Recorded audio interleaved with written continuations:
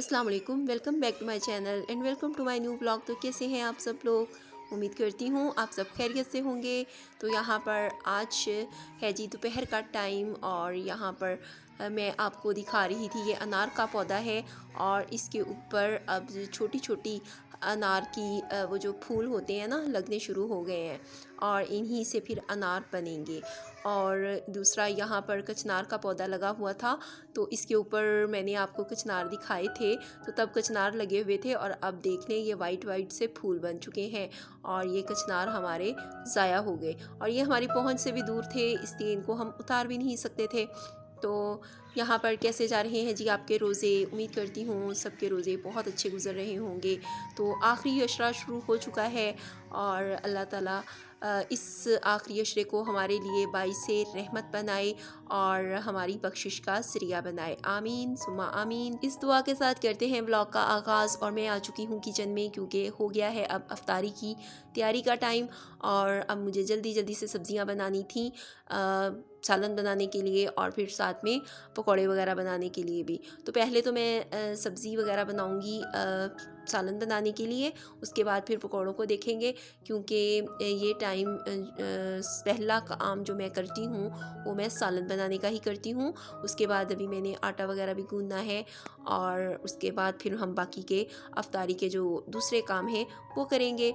तो आजकल अब रोज़े तकरीबन मतलब 19 रोज़े हम गुजार चुके हैं और जब मैं ये वॉइस ओवर कर रही हूँ तो आज 20वां रोज़ा है और अब होता कुछ ऐसा है कि अब अफ्तारी बनाने के लिए बिल्कुल दिल नहीं करता। अब तो ऐसा दिल करता है कि अफ्तारी के लिए ना कोई हमें इनवाइट कर ले, लेकिन क्या है कि खुद ही अफ्तारी बनानी होती है क्योंकि बाहर से हम कुछ मंगवा नहीं सकते और कोई हमें बुलाता नहीं है। तो खैर हमने अपनी अफ्तारी का इंतज़ाम खुद ही करना है, इसलिए फिर पता नहीं क्यों शायद रोज़े रख रख के अब इतनी आखिरी रोज़ों में नकाहत हो चुकी है और सुस्ती हो चुकी है कि अब अफ्तारी बनाने को दिल नहीं करता। तो ये काम मारे बांधे ही करना पड़ता है। बहरहाल जी, खुशी से करें या मजबूरी से करें, काम तो हम ही ने करना है क्योंकि मैं हूँ और मेरे साथ भी मैं ही हूँ और मैंने ही अपनी खुद की हेल्प करनी है। तो यहाँ पर मैंने चने की दाल जो पहले से भिगो कर रखी थी उसको प्रेशर कुकर में ऐड किया है और साथ ही इसमें थोड़ी सी नमक मिर्च और हल्दी और थोड़ा सा अदरक लहसुन का पेस्ट ऐड किया है और इसको मैं बॉयल कर लूँगी। और जब ये दाल बॉयल हो जाएगी तो इसको फिर मैं निकाल के साइड पे रख लूँगी। तो यहाँ पर अब मैंने मसाला भुना है बिल्कुल उसी तरीके से जिस तरह से हम घी में या ऑयल में प्याज और लहसुन अदरक वगैरह और टमाटर वगैरह ऐड करके मसाला भूनते हैं, तो बस उसी तरीके से मैंने मसाला भुना है और कद्दू के हिस्से की मैंने नमक मिर्च और हल्दी वगैरह ऐड की है इसमें।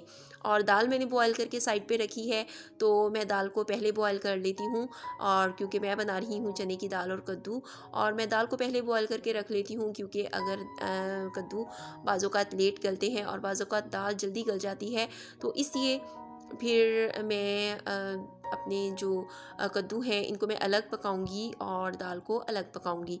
और जब कद्दू हमारे 90% तक कुक हो जाएंगे तो तब इसमें मैं दाल ऐड कर दूंगी और फिर इसको मैं दम पे रख दूंगी तकरीबन 10 से 15 मिनट के लिए।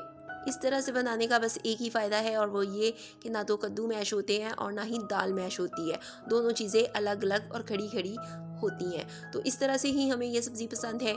तो मैंने अब जब देखा है कि कद्दू 90% तक पक गए हैं तो मैंने इनमें अब दाल ऐड करनी है और साथ ही मैं इसमें थोड़ा सा गरम मसाला और थोड़ा सा धनिया पाउडर और इसके अलावा मैं इसमें सब्ज़ मिर्च वगैरह ऐड करके इसको दम पे रख दूँगी और इस तरह से ये सालन हमारा बहुत ही अच्छा सा पक जाएगा। तो दाल के अंदर जो पानी थोड़ा बहुत बचा होगा ना बॉयल करने वाला, तो वो पानी हमने ज़ाया नहीं करना, वो पानी हमने इसी में ऐड कर देना है। तो मैं दाल में नमक और मिर्च इसलिए ऐड करती हूँ क्योंकि इस तरह से दाल हमारी जो है ना वो बहुत फ्लेवरफुल हो जाती है और वो फीकी फीकी सी नहीं रहती, क्योंकि जब हम उसे बाद में इसमें ऐड करते हैं ना, तो अगर सिर्फ नमक डाल के दाल को बॉयल किया हो तो वो थोड़ी सी फीकी फीकी सी रहती है, उसके अंदर नमक और मिर्च सही तरीके से जज़ब नहीं हो पाता। तो इसी तरीके से मैं बनाती हूँ तो बहुत अच्छी बनती है। और अब मैं साथ ही रोटी भी बना लूँगी और रोटी मेरी टेढ़ी मेढ़ी है क्योंकि रोटी मुझसे गोल कभी कभी ही बनती है, मेरी रोटियाँ हमेशा ऐसी ही होती हैं, पता नहीं क्यों। बहरहाल इसी तरह की रोटियां मैं बनाती हूँ रोटी को बना के मैं हॉट पॉट में रखूँगी और इस जब तक मेरा सालन बन रहा था तो मैंने पकौड़ों का मसाला भी तैयार कर लिया था और अब सिर्फ फ्राई करने वाला काम रह गया है, तो वो भी हम कर लेंगे। तो बस यहाँ पर अब साथ ही मैं नींबू पानी भी बना लूँगी और इसको रखूँगी फ्रिज में ताकि ये ठंडा हो जाए। और ये आज मैं सिर्फ अपने हस्बैंड के लिए बना रही हूँ, अपने लिए नहीं बना रही, क्योंकि मैं पानी बहुत कम पीती हूँ। ये मुझे पता नहीं क्या मर्ज़ है कि मैं पानी बहुत कम पीती हूँ और सर्दियों में मैं तकरीबन सिर्फ 1 गिलास पानी डेली पीती थी और इससे ज़्यादा पानी मैंने नहीं पिया।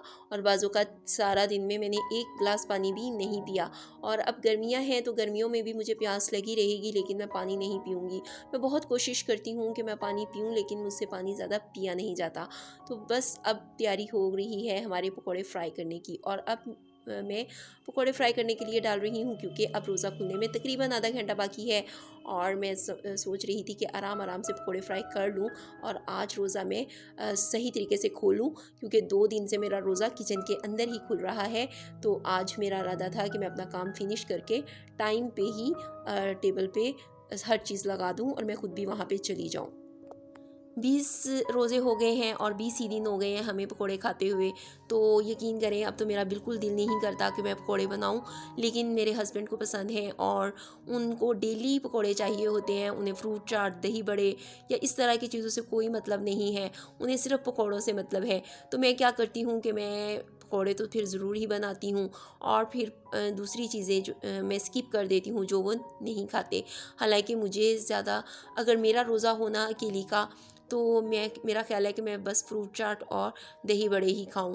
ये 2 चीज़ें ही मेरी फ़ेवरेट हैं, तो मैं पकोड़े स्किप कर दूं। लेकिन उनकी वजह से मुझे डेली पकोड़े बनाने पड़ते हैं और फिर खाने भी पड़ते हैं, क्योंकि ज़ाहिर बात है जब बन गए हैं तो फिर खाएंगे भी। यहाँ पर मैं पकोड़े भी फ्राई कर चुकी हूँ और इनको मैंने निकाल कर साइड पर रखा है। आजकल रोज़ों में जब हम पकोड़े बनाते हैं तो ये कभी भी हमसे गरम-गरम नहीं खाए जाते, क्योंकि जब तक रोज़ा खुलता है ये ठंडे हो चुके होते हैं। आम दिनों में हम गरम-गरम पकोड़े खाते हैं और हमें बहुत अच्छे लगते हैं, लेकिन रोज़ों में हम ठंडे पकोड़े खाते हैं तब भी हमें अच्छे लगते हैं। यकीन करें बहुत मज़ा आता है ठंडे पकोड़े खाने का भी। तो ये मज़ा तो ख़ैर रमज़ान में ही आता है, आगे पीछे ये मज़ा नहीं आता, क्योंकि आगे पीछे तो हमें गरम पकोड़े ही चाहिए होते हैं। तो बस अब थोड़ा टाइम रह गया था अफ्तारी होने में और अब मैं यहाँ पर फ्रूट वगैरह भी काट लूँगी। तो मुझे अफ्तारी में फ्रूट से कोई ख़ास मतलब नहीं है, यानी मैं बहुत कम फ्रूट खाती हूँ। और अब मुझे याद आया कि आज मैंने चटनी नहीं बनाई, तो जैसे ही अभी थोड़ा सा टाइम रहता था तो मैंने जल्दी से चटनी का 1 क्यूब निकाला है और इसको मैंने दही में ऐड कर दिया है। और अब मैं इसे चम्मच की मदद से ही तोड़ रही थी ताकि ये अच्छी तरह से मिक्सअप हो जाए, क्योंकि अब टाइम नहीं है। वरना आमतौर पे मैं ऐसा करती हूँ कि 1 क्यूब को थोड़ी सी दही में डालकर रख देती हूँ और वो खुद ही पिघलता रहता है। तो यहाँ पर मेरे पकोड़े मुकम्मल तौर पर फ्राई हो चुके हैं और ये 2 लोगों के लिए पकोड़े काफ़ी ज़्यादा थे। लेकिन फिर इस तरह हुआ कि अभी मैं अफ्तारी बना के जब बैठी थी तो हमारी बेल आई और कोई मांगने के लिए आया, तो मैंने जल्दी से ये पकोड़े उसको दे दिए। और साथ में मैंने उसे और भी चीज़ें थी फ्रिज में पड़ी हुई, तो वो भी मैंने दे दी। तो इसके साथ ही अब हमारी इफ्तारी तैयार हो गई है और हम करेंगे इफ्तारी और मैं आपसे लेती हूँ इजाज़त। मिलूँगी अगले व्लॉग में। टिल देन टेक केयर, अल्लाह हाफिज़, bye and thanks for watching.